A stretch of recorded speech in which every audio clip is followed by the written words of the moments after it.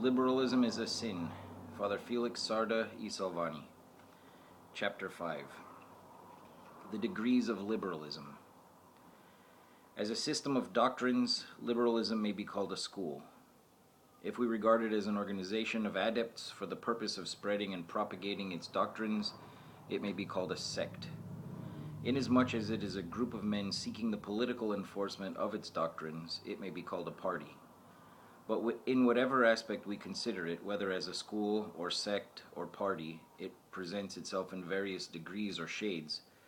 Yet it is still nonetheless liberalism, because variant with for with specific and logical unity there may be a multitudinous variety. Now the unity of liberalism is not positive but negative. It has no unity of its own. It is by virtue of its opposition to truth, which is essentially one, that liberalism becomes accidentally one. As the vis-a-vis opponent of truth, it possesses the unity of opposition.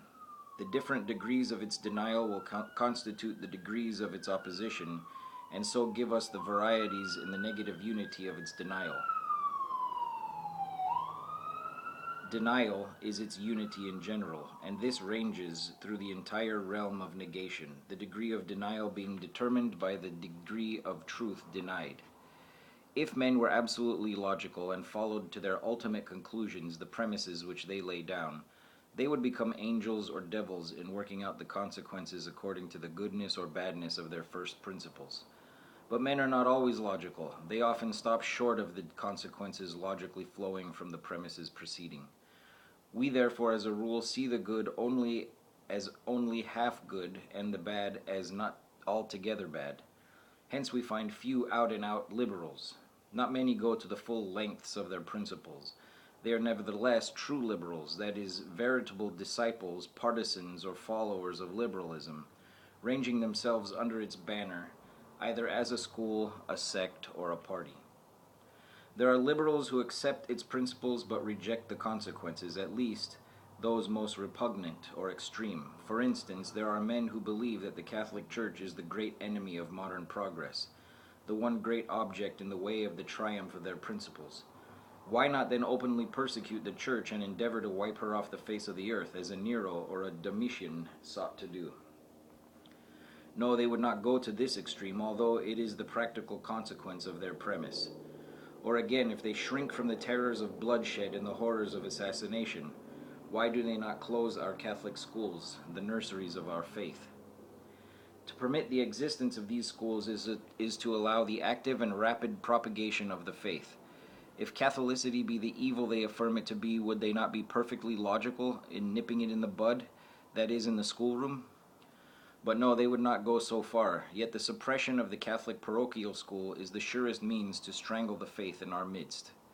Why should there be any compunction in rooting out the greatest evil, in their estimation, which afflicts our age, the one great dike against the flood of human liberties, now rising almost to the level of the opposing barrier? It is because these liberals are inconsistent. They shrink from the logic of conclusions. Again, there are liberals who accept such and such conclusions or their application, but scrupulously repudiate the principles whence they flow.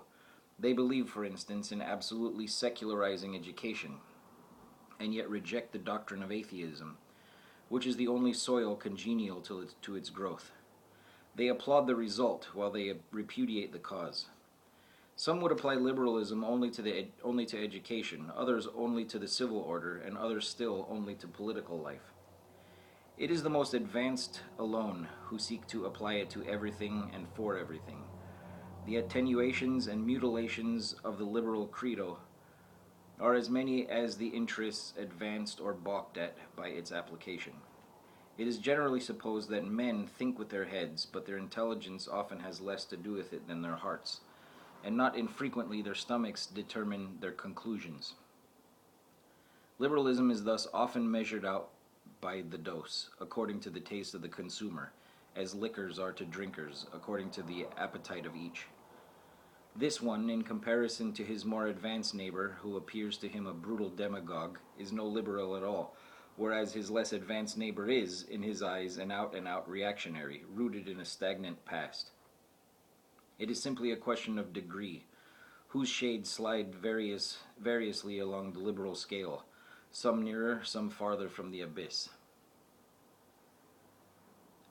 From the baptized or even surpliced liberal, who boasts his breadth of mind in his easy toleration of error, to the avowed atheist who hurls his open defiance against God, the difference is only one of degree. One simply stands on a higher rung of the same ladder than the other.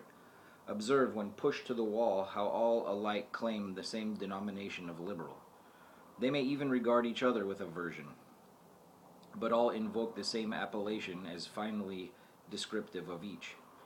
Their common criterion is liberality and independence of mind. The degree of application will be measured by the individual disposition, more or less depending upon the variety of elements in the makeup of the individual and his surroundings. Self-interest with one, temperament with another, education with a third, impeding a too rapid gait on the road to absolute liberalism.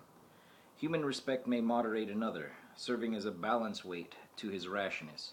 Family or school or business relations may clog the footsteps of a fourth. 1,001 things may serve as a brake to a too accelerated descent, not to mention that satanic prudence which counsels a conservative advance in order not to alarm the timid. This last fashion of procedure often serves as a mask to the most advanced liberals, who hide their designs under the appearance of a frank demagoguery.